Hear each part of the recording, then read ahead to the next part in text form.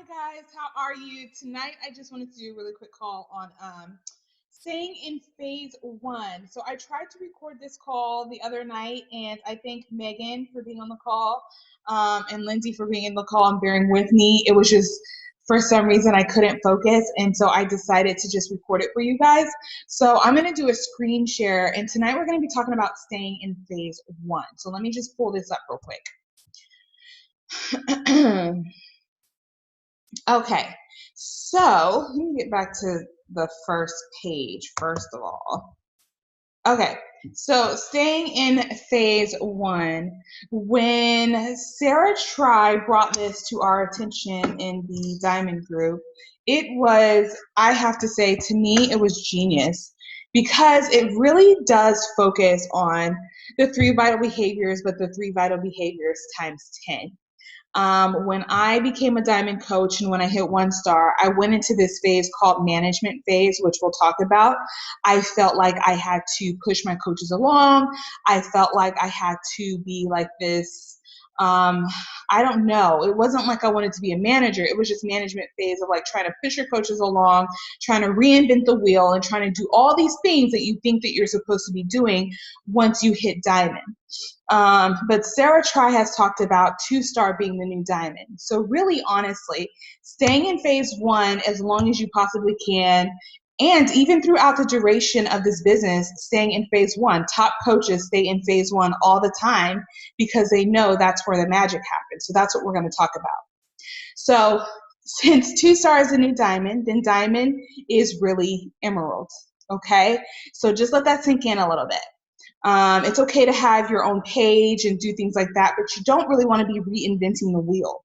And you really don't want to pull away from all the resources that you already have with our top coaches. Share that stuff to your page. Make sure that you're plugging into the team. We'll get all into that and everything. So the cool thing when you become a 2-star diamond is that you can open your second CBC. And what that means is you're basically opening a second business center, which drives more volume throughout your business. So you start putting your, not only can you add coaches there, but you can be adding a lot of your customers there and just really opening up a whole nother station to create more volume and to create more income and just like open up more of your earning potential, which is what I'm working towards myself. So next, management mode versus phase one is what we're going to talk about. So like I mentioned earlier, you really want to stay in phase one because that's where the magic happens. And that will get you to 2-star diamond. I think for me, it's been a struggle to get there because I was in management phase for so long. And so I'm so glad like a couple of weeks ago or even like it's been less than 3 months since she rolled this out. So I've been really focusing on staying in phase one myself. So like I mentioned, all coaches, even top coaches, stay in phase one. Sarah Try did a video. She was talking about how staying in phase one helps you recruit and keep building your business and helps you get your coaches started right. She said Amy Silverman is always staying in phase one, and she's like one of the top coaches in our organization. So that should tell you something. When you go into management mode, it really pulls you away from phase one. You start focusing on managing your page, managing your team, and instead you kind of stop leading by example. You try to lead by example, but you stop leading by example because it's harder when you're in management phase to focus on the 3 vital behaviors when you're not like splitting your time up properly. So you really want to just make sure that you stay in phase one and don't allow management mode to pull you away from phase one ever. And one way you can do that is really by using the team resources. And I'm going to get into that a little bit more once we move on. So take ownership of your business. It's not about reinventing the wheel or creating new content.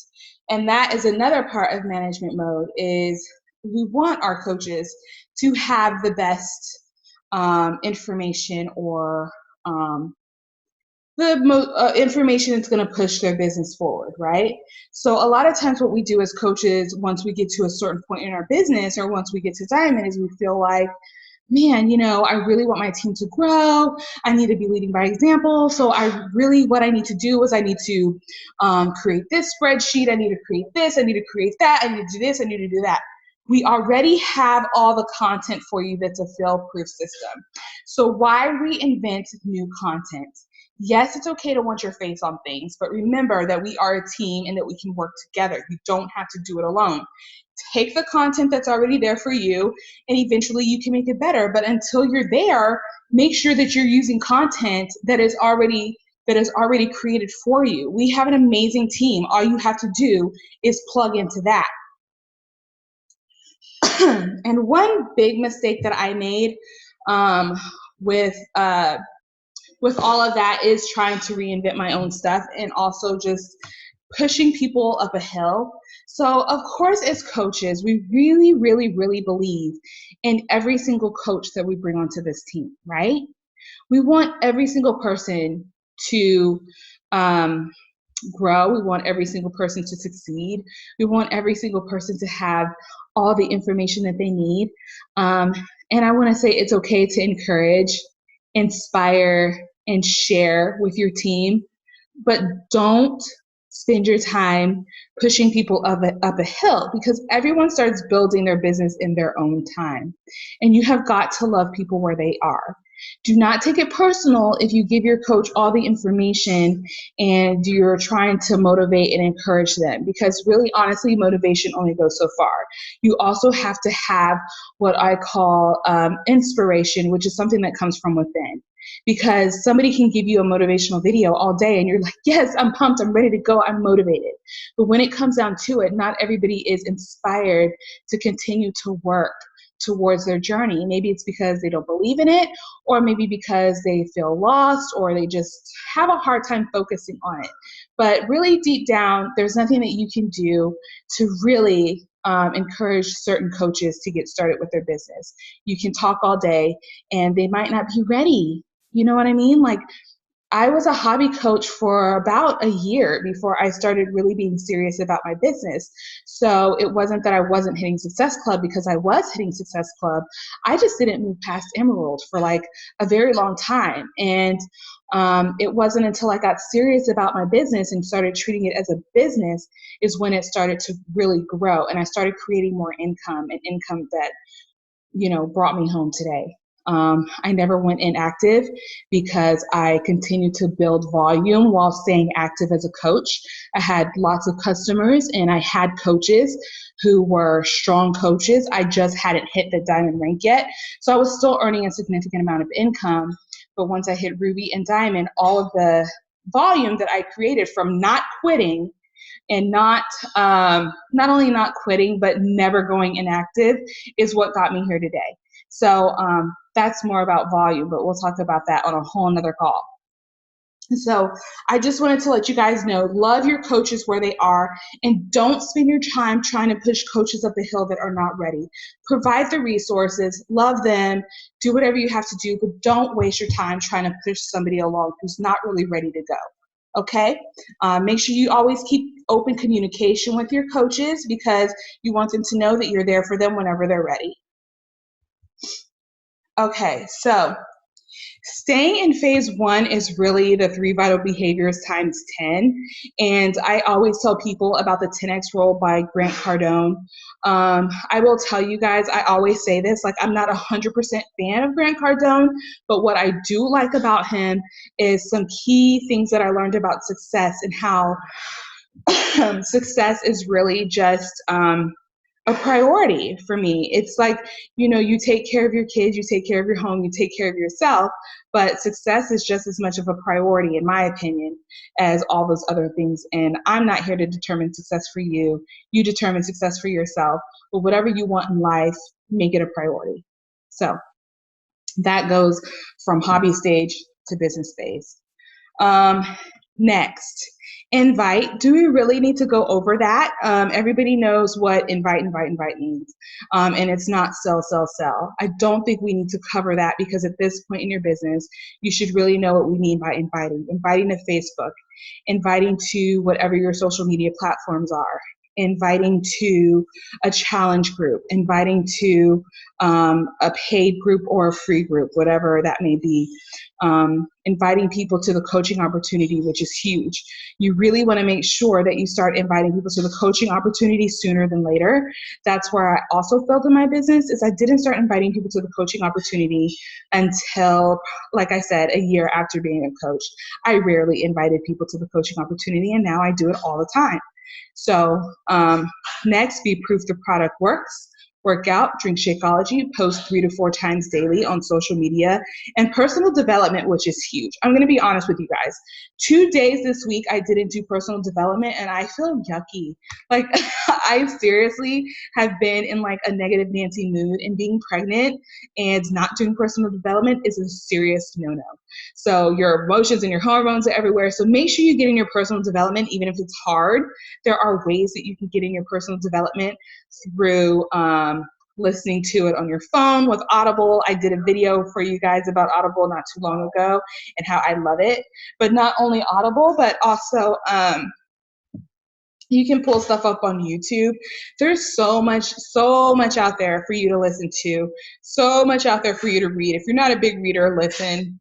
But there's sometimes something about a book that's really good. I will say that Grant Cardone's 10X rule, I'd rather listen to it than read it, just because the way he speaks, I feel like he really puts it out there. So make sure you're doing your personal development. I think for me, that's number one, is just making sure that you're putting really good things in your mind so that you feel comfortable, so that, I wouldn't say feel comfortable, I would say that you feel energized, fill your cup up. Make sure that you are doing something that's not only business related, but make sure you're doing something that's spiritual for you. Make sure you're doing something that's also going to help you develop as a leader, and make sure you're reading things that are also going to just help you learn about something, like learn about social media, learn about whatever tools you're working with. So make sure that you're doing different types of personal development. For me, I always have to have wellness and spiritual personal development, even when I'm doing business personal development. I can't just do business personal development because it doesn't do me any good. I have to have something that's uplifting and encouraging. I just have to. So just wanted to throw that tip out there. Recognition. I love recognizing our team, no matter what it is, no matter how big or how small it is, from your coach posting their first workout post to letting people know that they're open for business. I think that that is absolutely amazing. Those first posts really take a lot of courage. And I always want to recognize coaches for doing those posts. It's not easy to put yourself out there, but once you do and you realize that you're doing it to inspire and encourage other people, it's a breeze.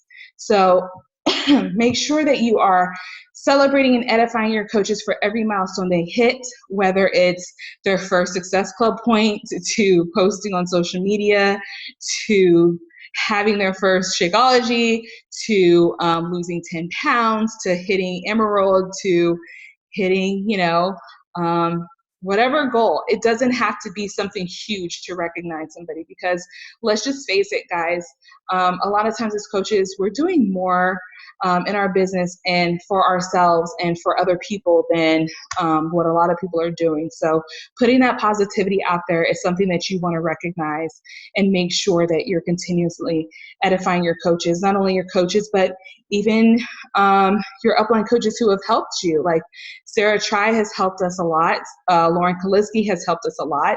So make sure if there's somebody who has helped you do something or helped you grow, that you edify them and you lift them up as well, even your success partners, because we all need to be uplifted from here and there. So make sure you're not just doing it with your team, do it with everybody. Everybody needs encouragement. Staying in phase one, use team resources. Like I mentioned earlier, there is no need to reinvent the wheel.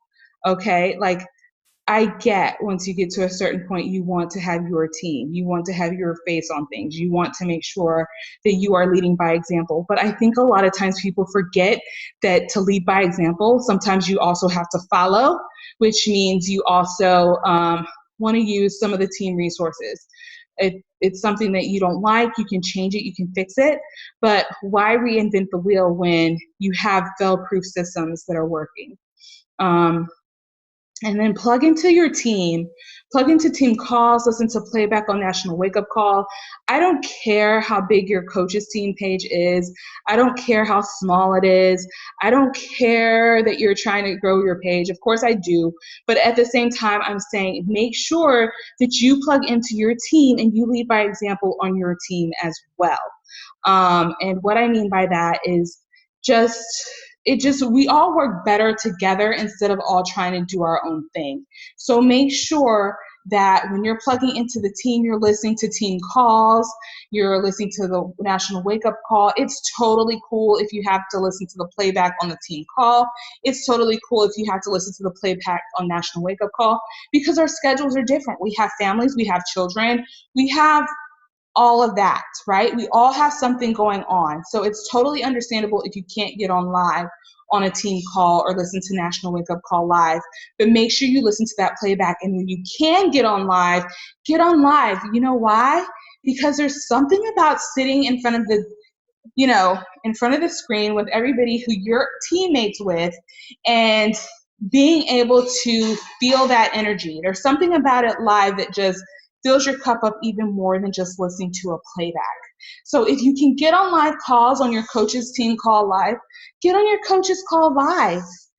Make sure that you are showing and leading your team by example, because if you don't get on calls live, why do you expect your team to get on live? Does that make sense? So, and like I said, I totally understand that people can't do it all the time, but always plug into your team resources, plug into your team.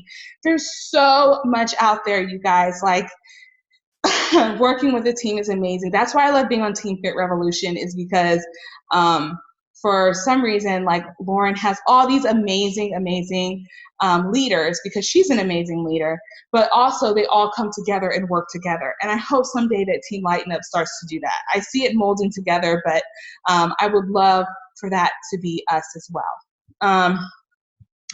Get coaches started right. And that's another thing. So just make sure that you get your coaches started right, because when you get your coaches started right, you are setting them up for success. I really like Amy Carswell's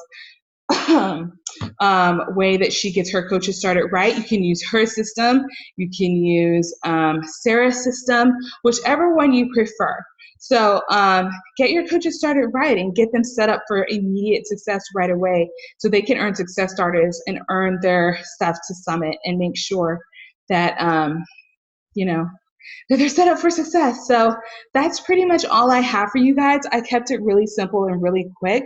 And I just want to make sure that everybody understands that staying in phase one is about making sure that you're still recruiting, making sure that you're still doing the 3 vital behaviors, and keeping it simple instead of putting so much pressure on yourself to reinvent the wheel and think that you have to do every little thing that you think top coaches do. So just make sure that you're staying in phase one yourself, and you don't stop recruiting, that you don't stop doing the 3 vital behaviors, and that's staying in phase one. So don't reinvent the wheel. Don't make the same mistakes that I did. Talk to you guys later. Bye.